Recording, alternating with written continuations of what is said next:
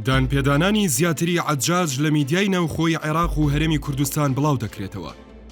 ئەو لە زاری خۆیەوە باسی ئەو تاوانانە دەکات کە لە نوگرە سەلمان دژ بە کورد ئەنجامی داون.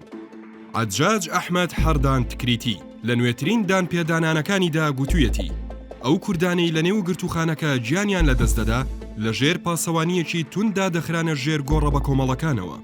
بە کەمێک لم و بەرد دادەپۆشران و دواتر سەگ دەچوون تەرمەکانیان دەخواردن و تەنیا ئێسکەکانیان دەمانەوە. ڕۆژانە خەڵک لە گرتوخانەکە بەهۆی پەیڕەوکردنی سیاسەتی برسیکردن و لەلایەکی تریشەوە بەهۆی گەرمای زۆر و ئەشکەنجەدانەوە دەمردن. دۆخی کوردانی ئەنفالکراو لە گرتوخانەکە بە تەواوی سامناک بووە. ئەوان بە سێژەم تەنیا یەک سەمونیان بەردەکەوت. ئەمە جگەلەوەی ئاوێکیان پێدەدرا کە شیاو نەبوو بۆ خواردنەوە.